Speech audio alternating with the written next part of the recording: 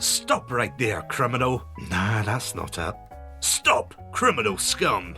Nah, that's not it either. Hey ding-dongs, I'm back from my trip abroad. Satsu, what the heck are you wearing? Oh, hey, Andrew. Check it out. I'm in my superhero era. Introducing the Podcast Man. So, exactly the same as before? Well, yeah, but I've got a swishy cape, look. No capes. Oh, man. And what's all this for? Well, I thought seeing as Disney are trying to add more characters into the MCU these days, I could join the fray, but I just need a better name. Well, it's no wonder, man, that you can't think of a good name. Wait a minute. That's a perfect name. From now on, call me Good Name Man.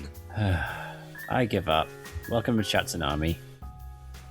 Hello everybody and welcome to another episode of Chatsunami. My name's Satsunami and joining me today is none other than the one and only superhero / Wonder Man, wink wink himself. It is Andrew. Andrew, I am so sorry for revealing your secret identity. I'm very honoured. I kind of thought I'd be the Barnaby in this situation, so I'm appreciating that you're giving me that whole Wonder Man credit. In Chatsunami, we're all Wonder Men for a price.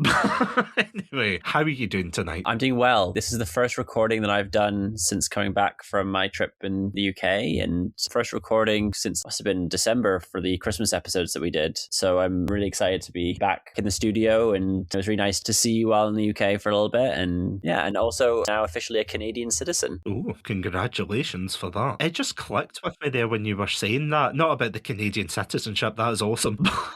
The fact that this is the first episode that we've recorded of 2026, because I remember when you were making arrangements to come over and everything, and we were messaging each other back and forth being like, okay, we have to record before you leave, otherwise these episodes aren't going out. It's like, you know, those stereotypical Christmas film plots where it's like, we've got to do this or Christmas won't be saved.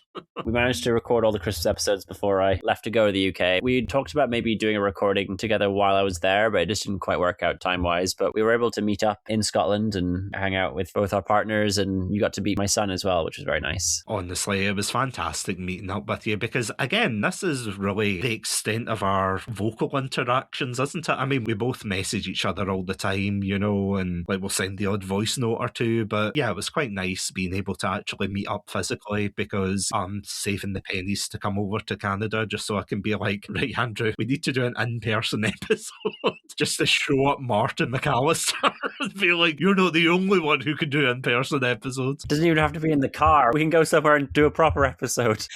Martin, please don't beat me up. You'll be in Canada. There's nothing he can do. Well, you never know. But anyway, fearing for my life aside, yeah, today we are, of course, going to be talking about I have to say, something that I didn't really expect to be talking about. And again, it's not really as in, oh, it's a surprise. It's just more because, as we kind of alluded to, today we're going to be talking about the latest Marvel TV show called Wonder Man. In what, are Marvel on their fifth phase, or yeah, what are they at? Oh god, I think we're in phase 6. Phase? Oh Jesus. That's even worse. You know, I was going to be like, oh yeah, I didn't really keep up with phase 4, but this phase 5's going great. And it's like, oh dear, I think I've skipped past that. Yeah, I'm going to be honest, see, and this isn't a revolutionary take, but I feel as if after Endgame I kind of fell off the MCU hype train. I did check out a couple of the TV shows, you know, like WandaVision, The Falcon and the Soldier, those kind of shows. I watched a bit of Loki, but I'm going to be honest, it wasn't my cup of tea. I thought it was alright, but everything leading up to the Kang dynasty, and then they canned that for obvious reasons. But yeah, see, when you heard about this particular show for Wonder Man, what were your thoughts? Did you hear anything about this show before it came out? So I just didn't really have any interest in it when it was announced. I was like, so it's just like a dude? Because I didn't really understand what the story of the character was. I wasn't as familiar from the comic side of things with Wonder Man, so everything around the property was a complete kind of mystery to me. I decided just when it came out on Disney Plus, would have been the day of or the day after, and I had some free time, that I was like, all right, you know what? I'm going to watch this. And I was really intrigued by the first episode, and also the fact that they brought back Ben Kingsley's character, Trevor, who was previously the Mandarin in Iron Man 3. I was like, oh, I really disliked him in previous use of this character character, but they made him so much more interesting here. And I was so captivated by Ben and by Yaya. I thought they were both fantastic immediately. And so I was really, really interested in what was happening and how they kind of looped in this kind of hidden power that he has. So I saw very little promotional material going in other than that initial announcement. And so I was kind of curious what other people's bubble was like, if they were seeing lots of promotion for it or not. And I saw on Twitter some people echoing what I thought of. I've not seen it anywhere. And then people were responding like, well, you've clearly not in the right bubble. I see loads of TV ads for it. I see posters up everywhere for it. Disney are like really pushing this. And other people saying like, I don't think Disney are pushing this very much. So I'm curious, how much promotion did you see for this prior to it coming out, or prior to me even suggesting to you that you watch it? So I saw bits and pieces scattered over the internet. You know, I would see the odd ad for it or things popping up even on TikTok, Instagram, all those places which you can find Chatsunami, wink wink. But no, jokes aside, I remember seeing, even on YouTube, I saw some videos, and my favourite one, I have to say, at the same time I genuinely didn't really understand what I was watching, and it was a video of Ben Kingsley as Trevor Slattery. Totally don't have the names up here. Like, interesting. And Yahya Abdul-Mateen II, who plays Simon Williams. The way they framed it was, you know those really weird celebrity interviews that they do nowadays, where it's like, initially they're sitting on chairs and they're having this really deep conversation. Actor on actor kind of type thing. But then all of a sudden one of the production aides comes in and gives them like a plate of chicken wings or something. And, you know, the logo flashes up. It's like celebrities with chicken or something like that. And then the character Simon Williams, he's trying to talk about his experience with Wonder Man. But as he's doing that, the production aides come in again and they give them puppies. Yeah, that's the one. And then they come in with all these really stupid things. Can you say modern slang terms? And like they do all these kind of like weird gimmicky interview things that you see now, but they're doing them all in character, which is really interesting. And yeah, I have to say, see, when I was watching it, initially I was like, is that Ben Kingsley playing himself, or is this the character from Marvel? And then obviously once they brought out the chicken and everything and the puppies, I was like, okay, this must be a bit. But after that, I had no idea what Wonder Man was. And Wonder Man, to borrow a phrase from Star Wars, is a bit of a glup shittle character, isn't he? Apparently he's a real character in the Marvel universe, but I have never heard of him. And I think that is the case for a lot of MCU characters, unless you're like a diehard fan or, you know, a veteran fan or whatever. He's not like an A-tier type character. I don't think he's super niche. I wasn't really familiar with him, but I also don't have the same level of knowledge of Marvel comic characters as I do of DC characters. I didn't grow up with that as much as a kid. The MCU was large, and like the old school Spider-Man show, some of the old Avengers cartoons, but like the MCU is kind of my main introduction to Marvel characters, whereas I had much bigger or rather deeper knowledge of DC through shows and comics and movies and stuff that I watched as a kid. So I've seen that Wonder Man did appear in other properties and Marvel cartoons and stuff like that. I'm not that familiar, but Wonder Man in the TV series is a movie character from the 70s or something, and then it looks like our character Simon Williams kind of becomes him through both playing him in the remake of that movie, but then also kind of embodies him in real life with his own superpowers. So I assume that he's going to take on the mantle of Wonder Man in real life in addition to playing him on the screen. The whole premise of this, for anyone who doesn't know, is Simon Williams is a somewhat failing actor and everything, and he finally gets the opportunity to audition for his favourite superhero, Wonder Man, which is weird how he never showed up in Endgame, but anyway.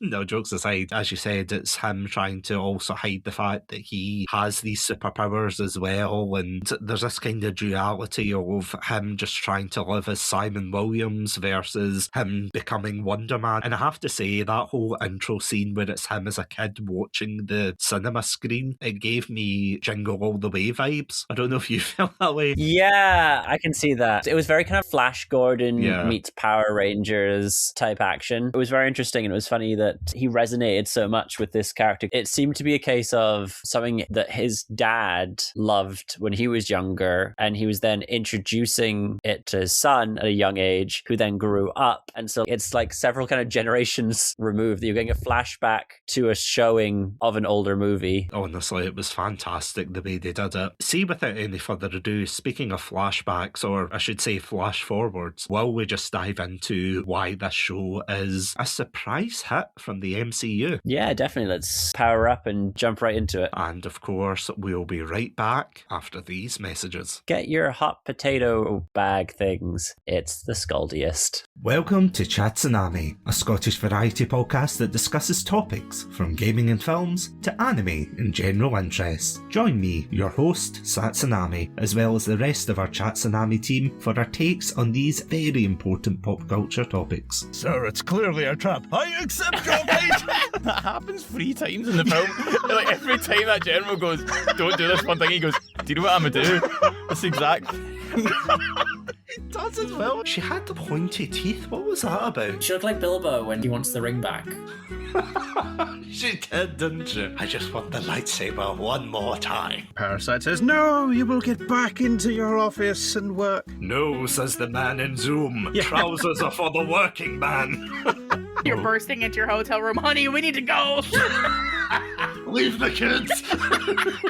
You can milk an otage. Oh!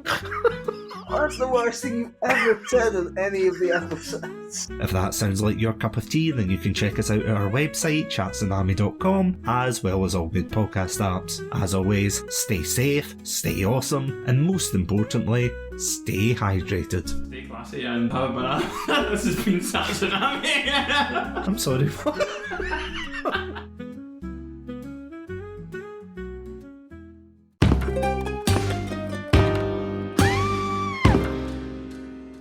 Hi, I'm Sean McCabe. And I'm Carrie McCabe. We are, well, married, obviously, but we're also obsessed with the darker side of things. True crime stories, alien abductions, poltergeists.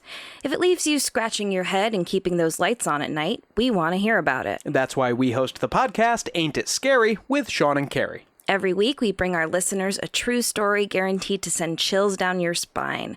From history's most brutal serial killers to the mystery of spontaneous human combustion. Yep, lots of these stories leave unanswered questions behind, and you'll get to poke through the rubble of the evidence with a hardened skeptic and someone whose mind is more open to fun. Yeah, that's what I was gonna say. The show really feels like just kicking back with us at home and chatting about monsters and tragedies, but having a few laughs along the way. Just like we'd be doing if the mics were off, frankly. You can find Ain't It Scary with Sean and Carrie wherever you get your podcasts, and on social media at Ain't It Scary. Come play with us. Forever and ever and ever.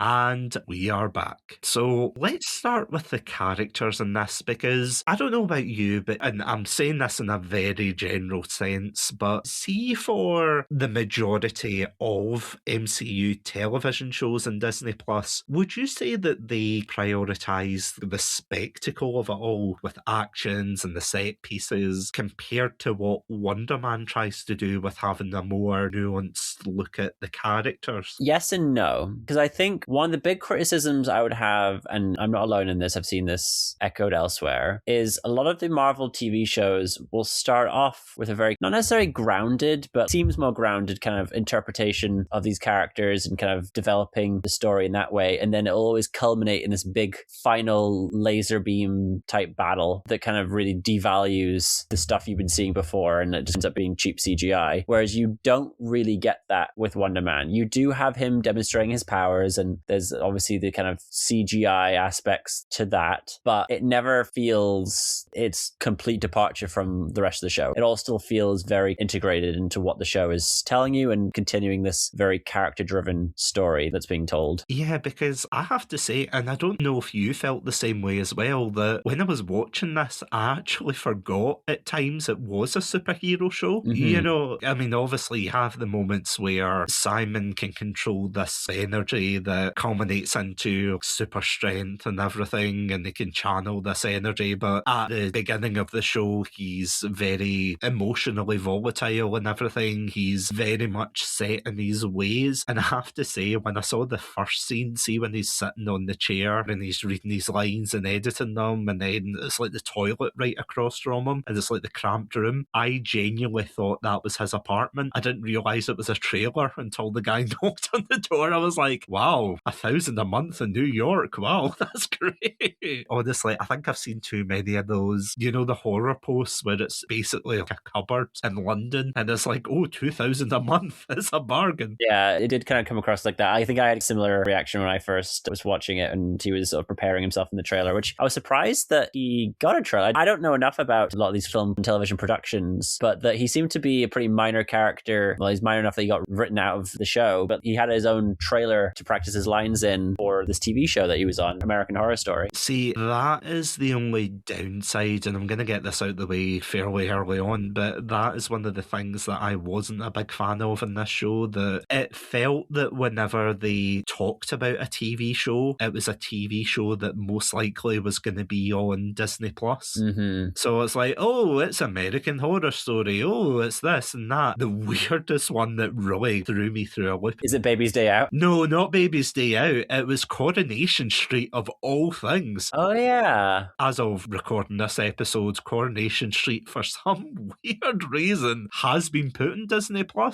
I don't really? know. Yep, I don't know why. At least in the UK it has. I really don't know why. I think it's on BritBox over here and in the US. I don't think that it is on Disney Plus here. I'm going to be honest, I don't think people are rushing for a VPN to watch Coronation Street. They also referenced The Rookie. I don't think The Rookie is a Disney-owned property. Yeah, but remember, they've got their fingers in like a lot of pies in that regard, where it's like they own, totally not looking up Disney Plus right now.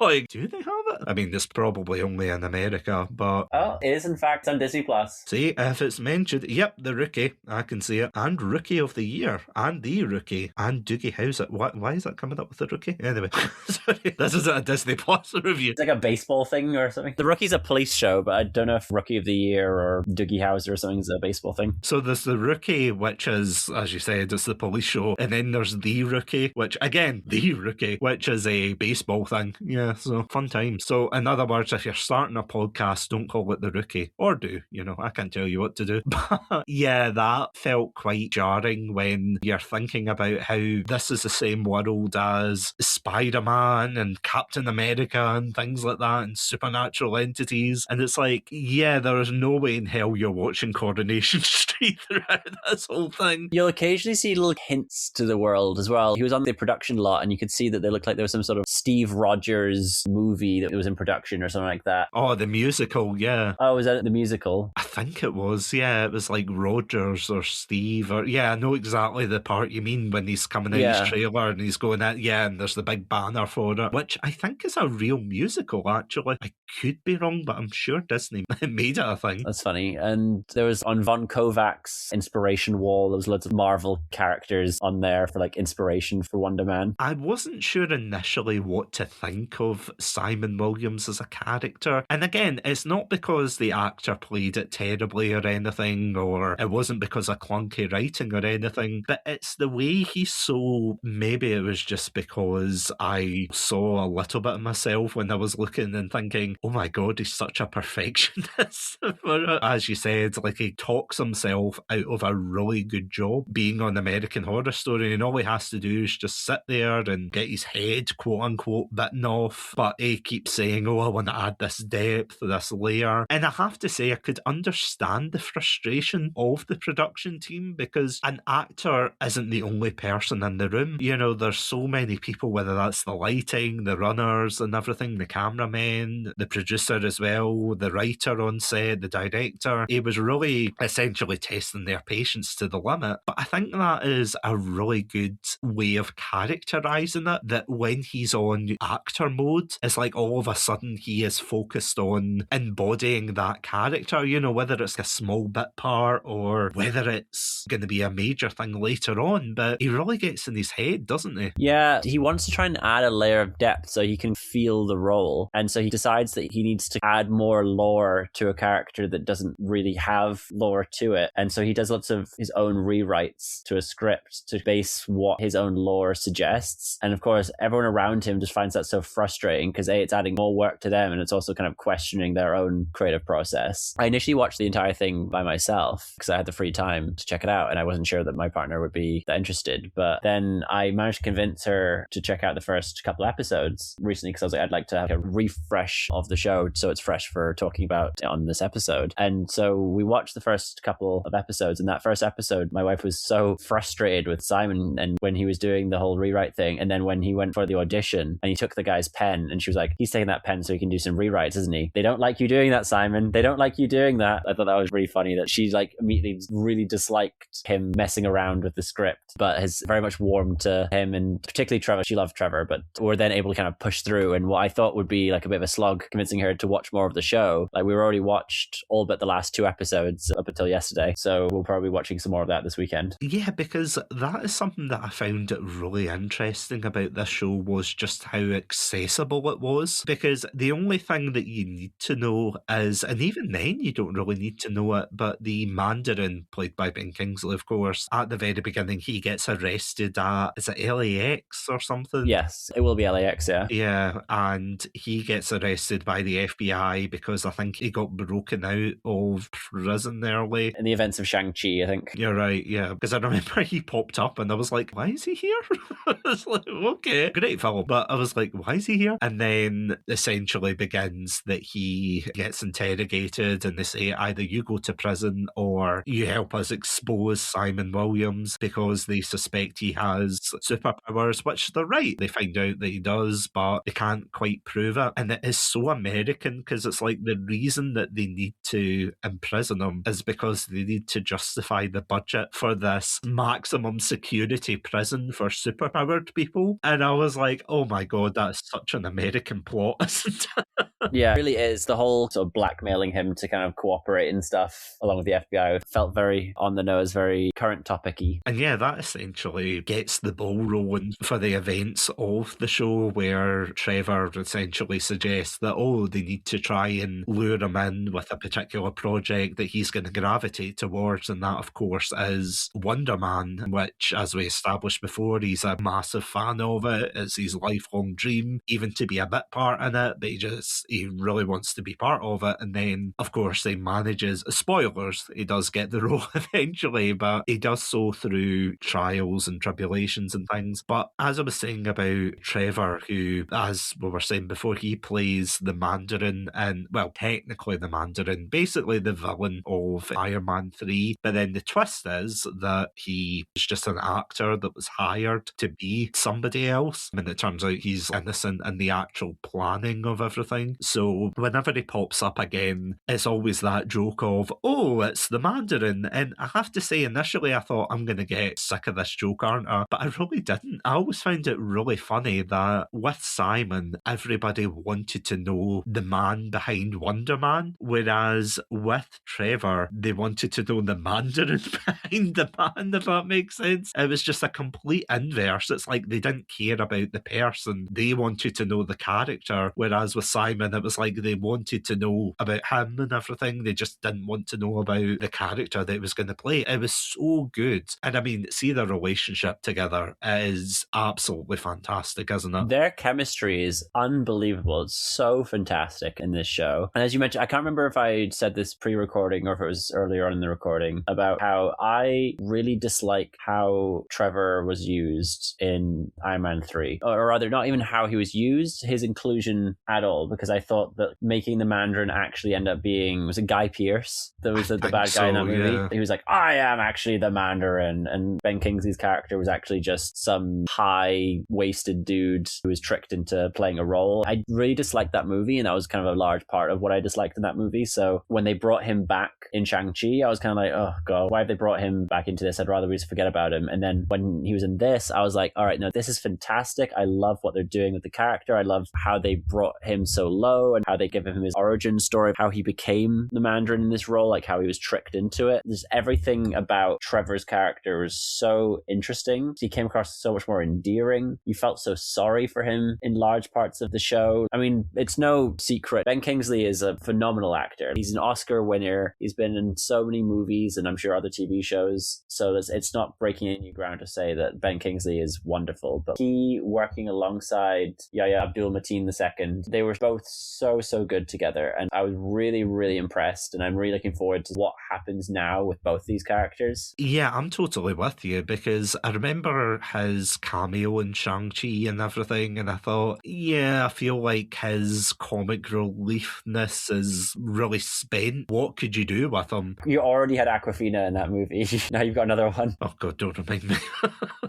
You had that, and yeah, you thought, well, what can they do with him? I don't think this is a hot take or anything, but I genuinely think the majority of people were so surprised at it. The only maybe minor criticism is I wish they explained that a little bit more at the beginning, why he was arrested by the FBI and things. I think maybe they did, but I remember I was watching the first couple of episodes with my partner and she was like, who's that? Why is he arrested? And I had to explain briefly that, oh, he was the Mandarin in Iron Man 3, got arrested, he's actually an actor. And to be honest, other than that one sentence of explanation, I was so shocked at how accessible this show was, because usually for these shows it's like, oh, you have to know about the lore and everything. Like for WandaVision, for example, oh, you have to know about Endgame and everything. You have to learn about her relationship with Vision and blah, blah, blah. And like you have to watch Age of Ultron as well to kind of understand her relationship with her brother and her backstory. And then it helps to have watched the Fox X-Men movie, X-Men Days of Future Past, because there's then a reference to that in it. Yeah. It is a bit tiring. I can see the same argument for Star Wars, for example, where there's some shows as well you watch and it's like, who's that guy? What did they do? Oh, do you not know they were a background character and this and that? And you're like, yeah, okay, I can see why new fans would be put off by that, and especially for the MCU, because there's just so many characters. And that's not a bad thing, because it's been going on for decades. If you look at The Mandalorian and you have what's-her-face from the Clone Wars. Ahsoka. Yes, her, but also the one that was the Mandalorian as well. She has like the sword. Oh, Bo-Katan, yeah. Bo-Katan, yeah. And you Yeah. also have like in The Mandalorian, you have Bo-Katan, who was from the Clone Wars, and Ahsoka, who was in the Clone Wars. You don't need to have watched those shows, but it certainly helps to have a familiarity with those shows. Yeah, especially that episode when Ahsoka pops up and she's talking about Thrawn and everything, and I'm like, yeah, I'm not watching this with anyone Oh who's god, not. yeah, no, I hadn't watched Rebels, so I had no idea who Thrawn is. To be fair, he's a cool character, but that's for another episode. Because I could go on about that. Check out the books. Anyway, but going back to what I was saying, I genuinely was so appreciative of how creative this show was. And again, anybody who's maybe not into the MCU or who has dropped off for a while can just jump into this. When I was having my wife introducing her to the show, often we go watch an MCU movie, or when we watch one of the shows, I usually say like, oh, okay, you've seen X thing, so you know this, just as a reminder for this kind of thing. But as you said, I said, the only thing you need to know is the character of the Mandarin from Iron Man 3. And she kind of remembered that a little bit. That's it. That's all you need to go going in. I was so happy that, as you say, that it's so accessible. You don't need to really explain things. Things don't really come up during the show where you have to be like, oh, the reason this is happening is because of X, because it's so isolated from that. This maximum security prison is referenced in other Marvel properties, and I saw someone pointing out that every time it's referenced, the geography of it completely changes. Sometimes it's like on top of this hill, and sometimes it's surrounded by this whole industrial center. Sometimes it's in this remote, in Wonder Man, it's out in the boonies somewhere. It keeps changing location. But one thing that I have to say that I also loved about it was just the fact that they took a lot of creative chances with this one, and honestly I loved it all the more for it, because you wouldn't expect, oh, a person trying to hide his superpowers and he's auditioning for this. You think, it might be boring. And I think the reason it's not is because of the actors, of course. But one of the other ones, and I just want to point out, I think it's episode 4 or 5. The doorman? Yep, that's the one. Yeah, episode 4. Yeah, where they explain, and this is a whole episode where essentially Trevor and Simon aren't really in the episode. I think they're in it at the very end, but even then it's more them reacting to the situation. And it's all shot in black and white, which I thought, okay, bold choice. Very Twin Peaks The Return, but okay. But yeah, they explain how there is a law that says that super-abled people can participate in ad campaigns and such. Personally, I think surely the doorman isn't the first superhero to have caused an incident, surely, on set. But the reason is because it follows this character who literally is a doorman at a club, and then he basically, does he not fall into like a hole in the middle of the street? Some like ooze is coming out of a dumpster. It's like examining the ooze, which seems to be creating this almost like void, and he kind of looks into the void, and then all of a sudden he's in this ultimate door dimension, and then he wakes up and he's kind of like, what's going on? And yeah, then he finds out he's got these powers that allows him to walk through solid objects and things, but it also allows people to walk through him, but thereby walking through whatever's behind him. So the reason he gets his claim to fame is, and I can't believe I'm saying this sentence, he goes into a club where Josh Gad, the voice of Olaf, is performing, and the door accidentally gets stuck, and there's a fire, and they all get trapped, and he goes through and he manages to save them all by getting them to walk through him. I love the use of Josh Gad in this. Oh, it's so good. I was so skeptical when I saw him in there, and I was like, oh god, bringing Josh Gad into this is more Disney synergy type stuff. And he was referencing Frozen Olaf stuff all the time. He seemed to be like DJing this set at this club and kept referencing the fact that he was Olaf. But they made a kind of almost like a parody of it. He was swearing, which I was surprised they allowed them to be doing that almost as the character of Olaf. And then what eventually then happens to him towards the end of this episode, it's so brilliant how they handle Josh Gad as a character in this. Yeah, I was with you there. I honestly thought, oh, that's the Disney guy on a Disney show. They also reference him, I think, in a TMZ segment where they're like, oh, where's he gassed gone? Oh, haha, because he played LeFou in the Beauty and the Beast live adaptation, which is probably not one we're going to be reviewing anytime soon for both our mental well-being. But yeah, it ends up this character, the doorman, eventually just becomes this meme where they're getting him to sell products. He's got a catchphrase like ding dong and everything. It almost reminds me of, and there's an exact scene for this, where remember the I Didn't Do It episode in The Simpsons where Bart gets invited onto Conan O'Brien and everything, and he's like, oh, I'm not just a one-line wonder. Did you know that the Amazon rainforest and blah blah blah? And he's like, just say the line. He's like, I didn't do it. Say ding dong. Yeah, say ding dong. And yeah, he says that he wants to get into acting, and yeah, just no one really takes him seriously, but he doesn't really help himself on the other side. But again, it's like a really complex situation, and it's so fascinating. It's like a Black Mirror episode. It's almost like a careful what you wish for type thing, but it's so sad because like he was so content in the life he had, and so really it was just a matter of circumstance happened to him, and he kind of went along with things. Like he wasn't trying to overreach himself with a lot of this stuff. It was just such an awful situation. And of course, he gets offered a large amount of money by Josh Gad, who he's already friends with. So he's like, okay, yeah, sure, I'll do this. And then Josh Gad convinces him to be part in a movie as well. And he's like, okay, I'm not really an actor, but if you think I should, I can give it a go. And then Hollywood just keeps sort of sucking him in and making him do more and more. And then the more that he does, the more people get sick of him. And then he starts spiraling as a result. It's such a beautifully written kind of representation of Hollywood, but also from the lens of someone who, if someone did have powers, that they would have their 5 minutes of fame and it would get abused in that way, and then no one would be interested after that. Because you do see it when he's trying to live stream and they're saying, is it the baked potato in a bag or something? Something like that, yeah. Yeah, it's causing these burns for people, and he's got them in the back of his car, but he's also disingenuously live streaming, being like, oh, don't worry guys, I had no idea about this and everything. Again, it is just such a shame that you see him go down this path and eventually loses control of his power because in a stunt gone wrong, Josh Gad leaps through him and we don't know where he is. Presumably he's in that door dimension. And he's just gone. Which I have to say is a bold move, Disney. That you're just like, yeah, Olaf, go to the void. Go to the shadow realm. Olaf's dead, kids. Olaf dies in Frozen 3. Enjoy that bedtime story.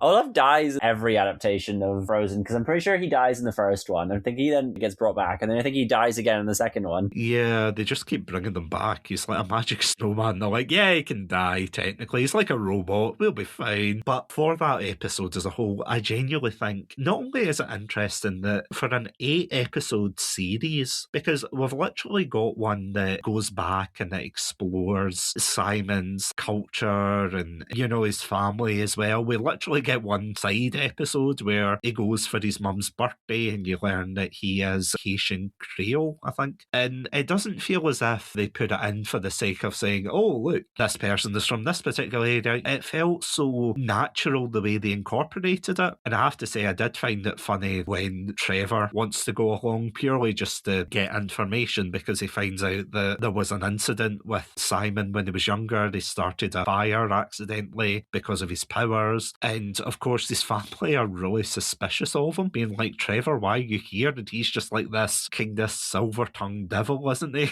Just going around being like, oh, this is great, that's great. I mean, I really liked that episode, I have to say. It's no Doorman, but it was good. It was really interesting, and Simon's mum is so sweet as well. Yeah. Myself and my partner loved her and the family. It did feel very realistic of he's brought this guy with him to the party who no one knows. Simon's brother Eric is like, who are you? Why are you here? He's asking all these like very personal questions of everyone. There was one scene where Simon's talking to his cousins and his cousins just break out into Creole and just start like trashing Simon right next to him. And it's like, why would you assume he doesn't know Creole? Yeah. It's so bizarre to do that right in front of him, just assuming that he probably doesn't speak enough Creole to know that you're making fun of him. Because I love how that loops back later on. You know, you can see, and this is what I love about the show, just the characterization. It's the fact that you can see that he has, other than with his mum, but with everyone else, he has quite a strenuous relationship with all of them, you know, especially with his brother and sister-in-law and things. And that comes back later on when, again, spoilers, but he gets the role of Wonder Man and he's on set, and there's this really infamous character assassin who comes to interview both of them. And I love that. See, up until the reveal of when Simon eventually finds out that Trevor's been lying to him, which is such a poignant scene. But before that, it's just so funny where Simon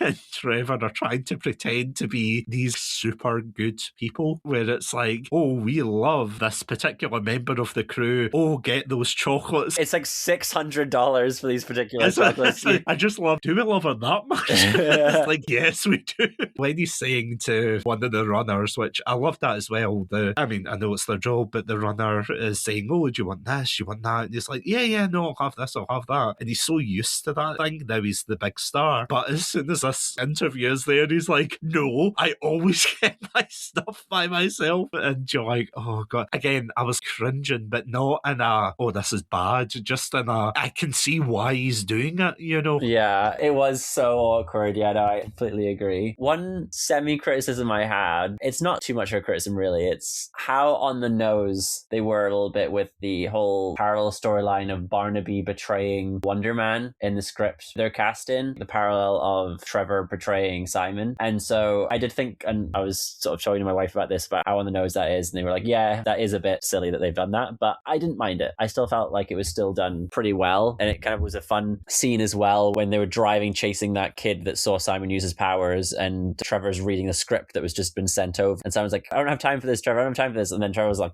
Barnaby betrays Wonder Man, and then Simon pulls the car over. I loved that. He's like, what? Maybe it's just because I'm so used to, you know, a lot of the Marvel shows having all these quippy characters, like the Marvel humour, which has become synonymous with both the films and the TV shows. I just love how this felt. I mean, there is quips and things, but it did feel genuinely natural at times. Yes, for sure. The comedy was very natural, very rooted down to earth in like how it was presented. It didn't feel forced. You didn't have a random side character being like, get a load of this guy. Are you really called the Lizard? Type thing. It felt much more natural, not necessarily like sitcom-y, but it just kind of flowed a lot better than your typical Marvel property. Even the side characters did a really good job. I mean, there was X-Male who who plays, I think, Janelle Jackson, you know, his agent, she did a good job when she was there. You had Zlatko Burek, who played Von Kovac, which I have to say, I did like whenever he popped up on screen, because he did remind me of, you know, these very old school type directors who are like, rip up the scripts and act from your heart and everything. There's a particular episode where they go to his house, this director, to audition for Wonder Man, and not only did I audibly gasp, there's a dream sequence where he punches a hole in somebody's head.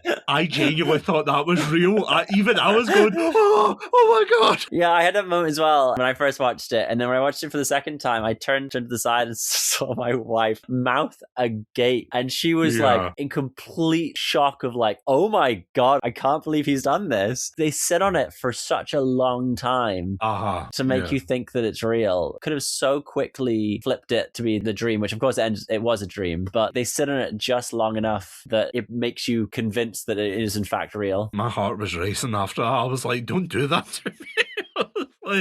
Complete turning from a comedy to a horror in a split second. I thought episode 6 was brilliant for that. The whole setup in Von Kovac's house was really good, and the kind of the competition they were having with the other actors and seeing them kind of like back and forth. And there was a scene, and I was noting with my partner I was watching the other day, where Trevor gets paired with this other actor, and they play a scene which the other actor walks out of the room to continue the scene into another room. You can tell the difference between Ben Kingsley, this like fantastic actor, and this other person, because Ben Kingsley is saying next to no words. There's a difference between acting and overacting. The other guy was very clearly overacting, whereas Ben Kingsley's very kind of subtle interaction with the scene. There's so much more depth to it. It was so much more believable than the other guy. Because I have to say, of all the things, a Pretty Woman reference was not on the bingo card. You know that way when you're listening to Simon's quote-unquote improv, I was listening to it thinking, I'm sure I've heard that somewhere before. And then Von Kovac comes out, he's like,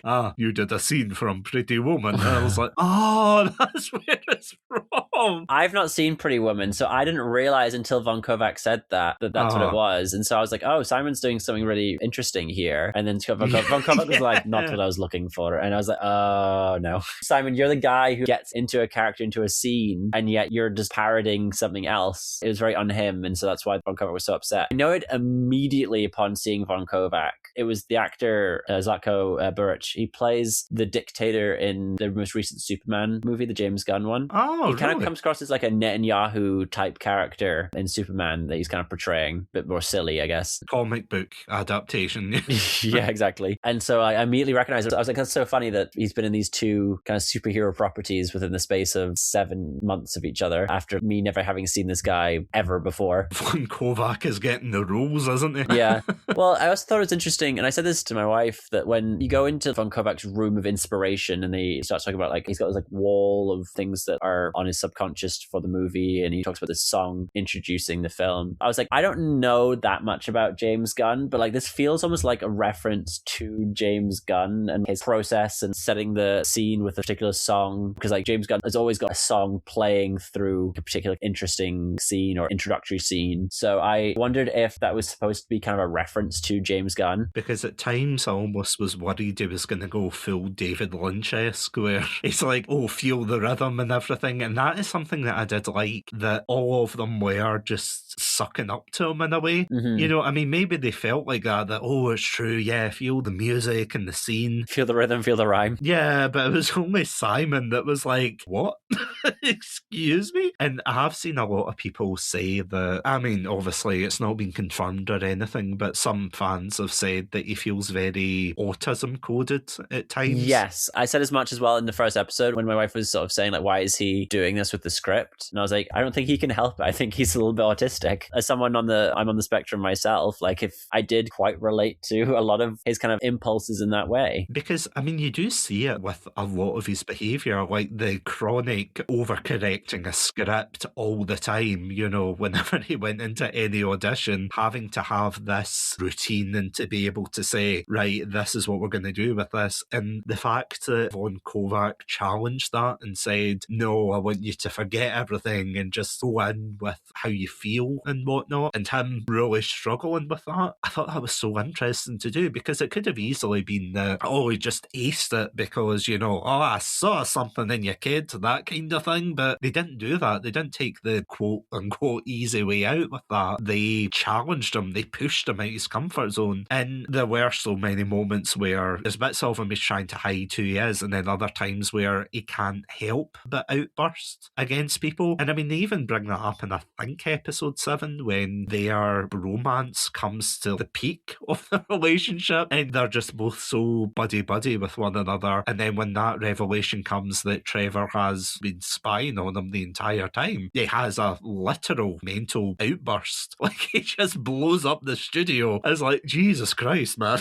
Yeah. It's honestly just such a really interesting take, isn't it, on the character? It is really interesting. Genuinely, he is quite a dangerous person because he can't really control these powers. So you can understand why there'd be a desire to at least rein him in. I think that what needs to happen is for him to be taught how to control his powers rather than just arresting him, imprisoning him, throwing away the key, which I think seems to be what the intention is there. You can understand that. And I don't know if you've been seeing this as well, but the assumption about Simon is that he's a mutant. Oh, interesting. That he's not the first mutant in the world, obviously, because superheroes exist. Not necessarily that superheroes exist, because there's a difference between superheroes and mutants. Like, mutants are born with this specific gene, and he seemingly has the mutant gene, which I guess often gets activated in adolescence, and I guess the fire incident was the activation of that situation. But it'd be interesting if that is their introduction of mutants into the MCU. I know we've had Deadpool Wolverine is technically an MCU movie, and they interact MCU stuff into that, but because mutants haven't directly interacted in our world timeline with most of the other Marvel-y type stuff, it feels like that's kind of the first introduction of mutants, and so I'll be interested to see if that's where they go with that going forward. And it sounds like they're going to be, I mean, there's definitely going to be mutants introduced into the MCU in Doomsday, Avengers Doomsday, and it sounds like also possibly in the new Spider-Man movie that's coming out in the summer, so it'll be interesting to see where that goes with that. No, that's actually an interesting point, to be honest. Yeah, because for obvious reasons in copyright galore, we love a bit of copyright, that between characters like the X-Men, Spider-Man, and I want to say the Fantastic Four were also in that kind of bubble, that some of them belong to Sony or Fox or whatnot, and they're slowly getting merged into the big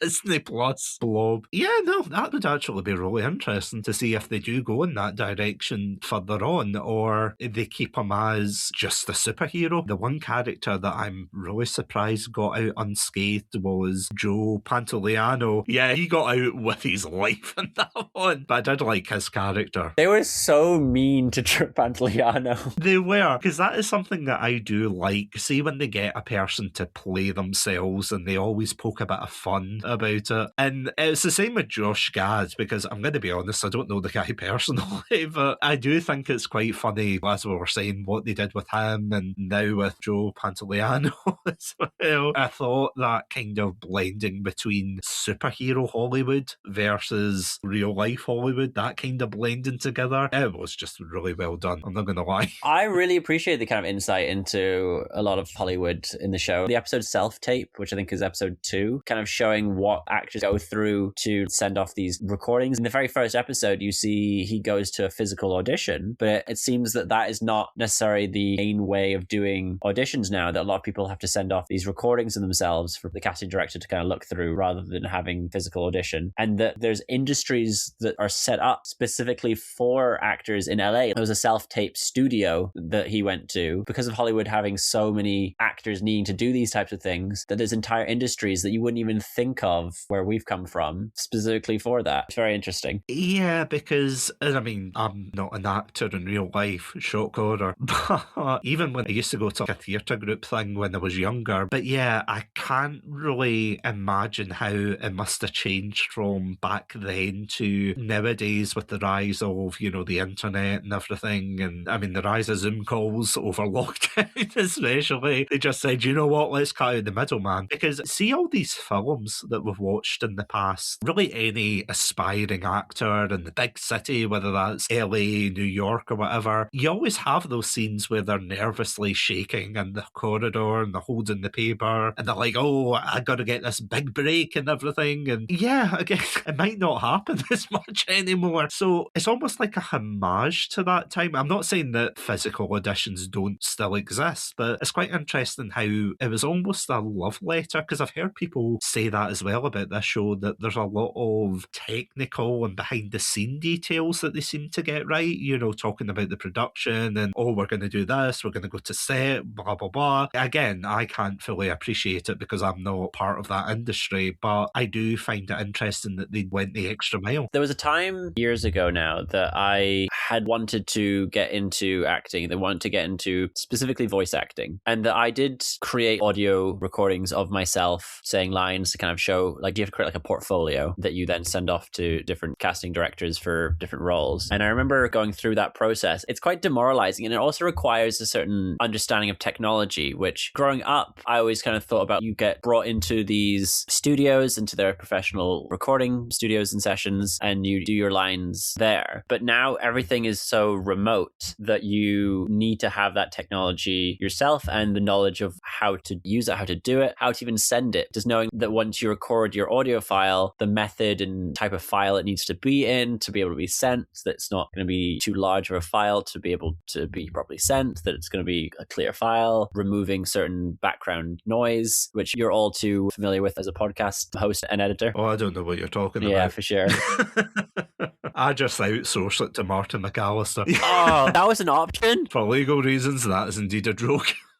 I do everything. I hope Martin hears this one. Yeah, I hope so as well. Martin, it's time to step up.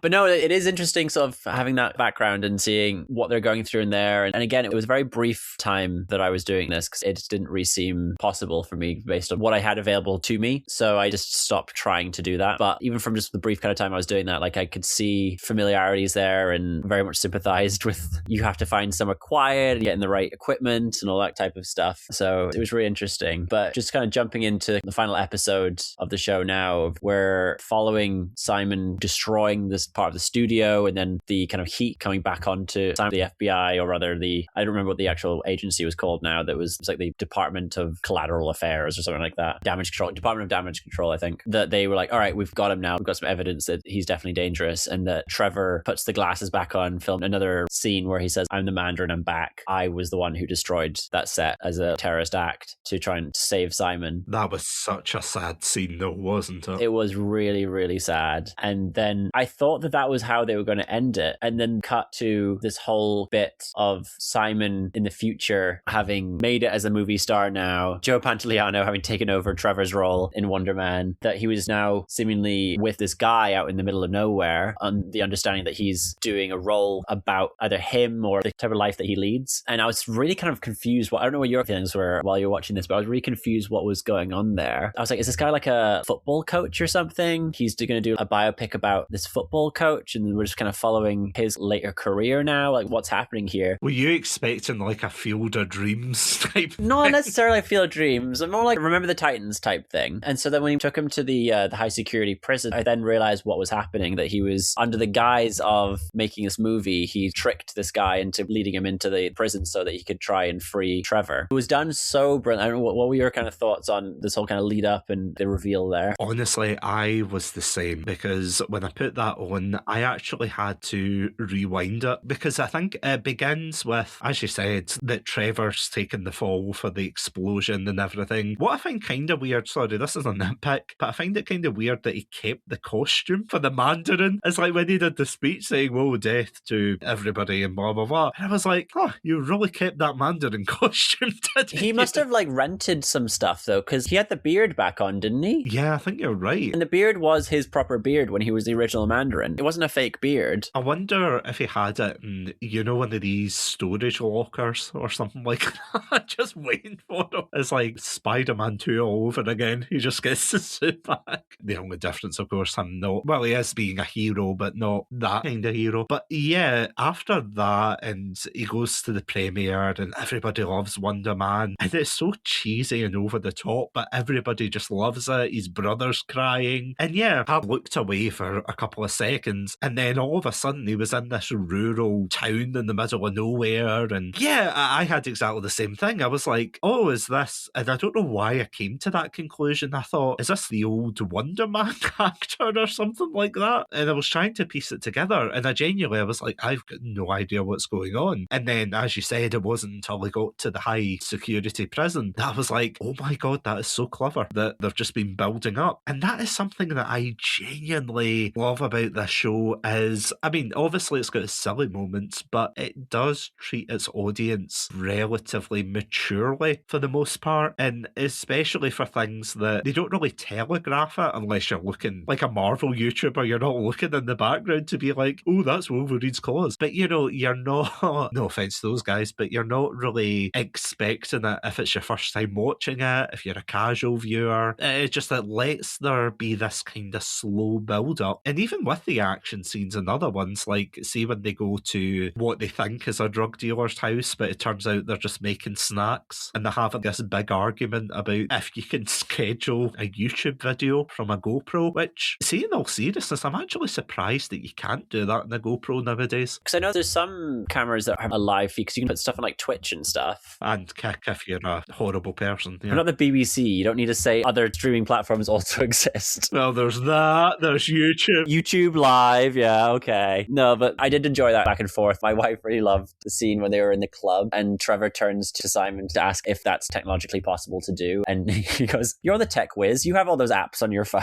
I love that. I mean, my wife burst out laughing. So one final point that I want to bring up for this show, and it's something we haven't really brought up because technically it's not really a big part of it, but it's Simon's relationship with his, well, girlfriend in the first 10 minutes of the episode, and then becomes his ex-girlfriend. That was a rough day. That was a really rough day, especially when a reaction's not, honey, I can explain. It's, I thought your shoot was over by 5 o'clock. I know. That was so uncool. I'm sure her reason for leaving him is totally justified. Like, he did not seem like he was in a very good place. He did seem like quite a selfish person for the most part. There's a reason that everyone in his life seemed to push him away. But you can't just leave under the cover. Well, it's under the cover of night. It was during the day. But like, leave without telling him. You can't sneak away. That's so uncool. Unless you are concerned for your own well-being. Like, if it was an abusive situation, for sure, girl, get out of there. But like, it did not seem that way. If that was the situation, you should review this character in a very different light. They meet later on in the show. I think it's episode 7, I want to say. They meet at the bar, and I have to say the only reason that he wants to meet her is because it's when he's getting interviewed by that profiler for the magazine, and he wants to know what she said to her. And again, that adds another layer of Simon. Although he doesn't seem like a malicious person, you can see that sense of almost self-preservation, if that makes sense. You know, he's convinced that, oh, his brother's absolutely been horrible and said, oh, Simon's terrible, and oh, his ex-girlfriend's out to get him. And then it's him slowly realising that there is more to life than just his narrow view of, yeah, I've got to act this character, I've got to do this. And I feel as if Trevor really helps with that as well. The fact that they've got such a budding romance going on, which is weird because they've got more chemistry than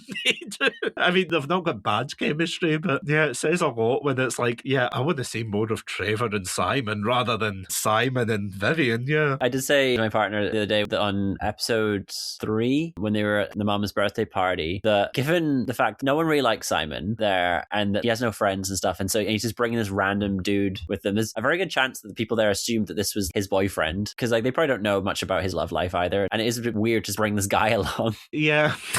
Honestly, I can't say anything against that. You're 100% right. It's just like you sit there going, huh, okay, this is interesting. But see, as a closing point, honestly, I really loved this show. I genuinely am surprised, and again, this might be a lukewarm take, a Luke Cage warm take, but I genuinely can't believe how creative both the writers, the directors, and especially the actors in this were in pulling off something like this. And I think they have, and I don't know off the top of my head, so apologies, but it's the fact that they labelled this as more a, is it Marvel Spotlight or something show? Yeah, I noticed that. it seemed like they were trying to present it as a more premiere type thing and be taken more seriously. Yeah, because usually it's like, oh, look at the comic book flipping. I know they do that mainly for the films, but they've done it I'm sure they've done it for the shows, unless I'm gaslighting myself. But it did seem as if it had a bit of a more mature air to it, which, again, we know it's superheroes and things like that. But honestly, between the characterization, between the presentation, between them just taking the time as well to tell a story, it didn't feel as if, for the most part anyway, it didn't feel as if they were rushing through anything. They knocked it out of the park. And this would be the bit where I usually go, oh, I can't wait for season 2. I'll hold back in saying that. Not that I think they will mess it up or anything, but that way where you're thinking, yeah, something's going to happen, or what if it doesn't get a season 2, or... I do think it works perfectly. If it's just a single season, if it's just a little mini series like this, I would be happy. That being said, I wouldn't be disappointed with a season 2. I want to see more of these characters, whether that is now being introduced into the cinematic universe and that these characters are then, Trevor's already been in 2 Marvel movies, and whether or not Simon is then going to be brought into the movies from this point, or if they will continue with the show. I don't know what Ben Kingsley's career situation is, because I think of him as such a high profile actor. So I'd be surprised if he's as available as he is for more TV series like this, even though they are fairly short.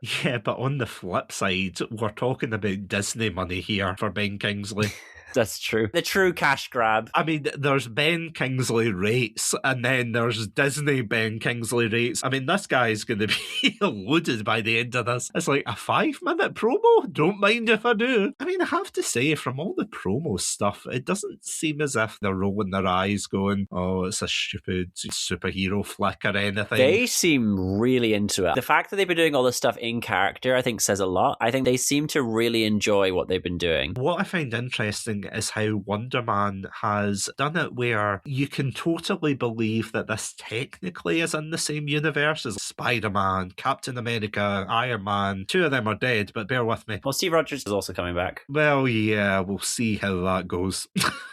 You're right, though. The check cleared, Satsu. Oh, okay. Yeah, that's fair. I could hear the PayPal notification go off. But in short, though, I do love how this is its own side thing. This whole series, and this as complimentary as possible, this whole thing feels like a side quest, and I love it all the more for it that it's just its own thing. There's no world-ending stakes, there's not any laser beam fights, or oh no, the aliens, or oh no, Loki's gonna steal the show. It's just 2 guys in a world of superheroes trying to get auditions for this 1970s/80s superhero. Honestly, I love it. If you haven't seen it, definitely go check it out on Disney Plus, because even though we've spoiled it, I would still recommend, if you're still here and you're listening, yeah, go see it. If you've got Disney Plus, obviously, but go see it. Have you got any final thoughts for this show? Not too much more than what you've already said, to be honest. You summed it up perfectly from what I would say. I agree. Please do support this show. Disney and Marvel aren't exactly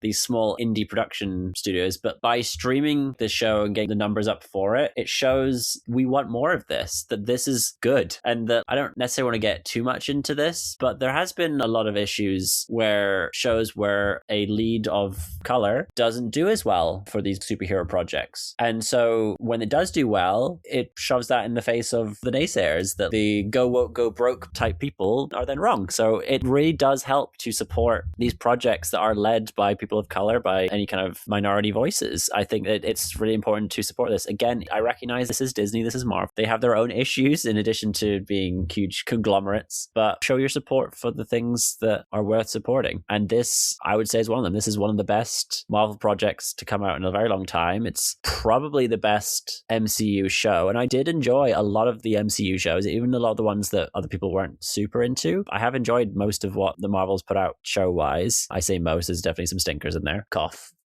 What if? Cough. Oh, really? I hate What If. But this is certainly something that should get some attention. And again, again, don't really need much background information to check it out. Please do recommend, if you've already seen it, but you think that it might be worth recommending to someone else, but you're unsure because they're maybe not that super into superhero type stuff, recommend it anyway, because I think it's accessible even for those outside of the superhero kind of lens. No, I can agree more with that, genuinely. As we said, it is such an accessible show to either fans of Marvel who already know the ins and outs of the universe, they've now got Spider-Man bed sheets ready, and see for the more, they know nothing about Marvel, they know nothing about superheroes, they're not a big fan. As you said, yeah, this is the perfect show to get them into. And God help anyone who says, oh, do you know what's a great show to get you started in Marvel? Moon Knight. It's like, no, even I hated Moon Knight.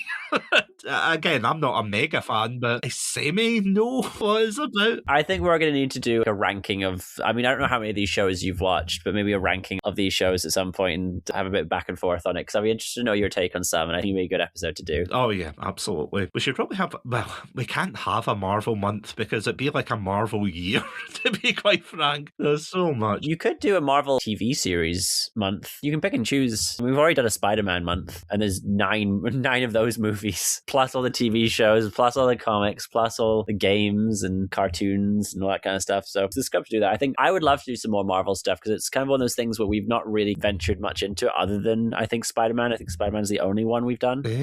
I think you're right, to be honest. It's like there's over 250 episodes of this podcast. Real talk here, I've always thought about doing a Marvel month or something like that. But again, because there's so much of it, it's like, do you take one film like, oh, The Avengers, Age of Ultron, Endgame, you know, take those films? You could do it by phase, I guess, and just kind of talk very generally about what you think of that phase, what were the hits, what were the misses type thing. We're getting into the weeds now, live on the episode. Yeah, true. But I think there's a lot of scope for doing some more Marvel stuff. And if you guys want to hear us talk about it, let us know. If this was not your cup of tea, if you think that there's enough talked about of the Marvel Universe and you don't need two more guys adding their voices to it, then that's fine too. But yeah, let us know if you like this. Download this episode as many times. Much like Wonder Man, we need that support. We need that support. And if you would like to support us, thank you for the segue, Andrew. Then, of course, you can check us out at our website, chatsanami.com, as well as all good podcast apps. You could say I'm like the doorman to that next part of the promo. Ding dong, indeed. I don't know any other jokes. I don't know the character. Yay, ding dong. All of our jokes about this episode have just been related to the doorman. And what a character. Come on. Doorbell's out for doorman. Come on now. Get your ding dong out for doorman. And if you would like to get your ding dong out for doorman, you can indeed check us out on our Patreon page. Oh God, don't send us your ding dong on Patreon. Yeah, for legal reasons, do not send. Do not do that. I swear to God. Ding dong DM. Don't give them ideas. Come on now. But yeah, if you want to check out exclusive episodes, early access, and jokes aside, we will not be showing ding dongs, then you can check us out on the Patreon page, patreon.com/chatsunami. And yeah, huge shout out to our Pandalorian patrons, Robotic Battle Toaster, Ghostie, and Cryptic1991. Thank you so much for supporting the show. This podcast is, of course, a proud member of the Podpack Collective. For more information, check us out at our Twitter/X page at Podpack Collect. But until next time, thank you all so much for listening to this episode. Stay safe, stay awesome, and most importantly, stay ding dong hydrated. Keep your ding dong hydrated.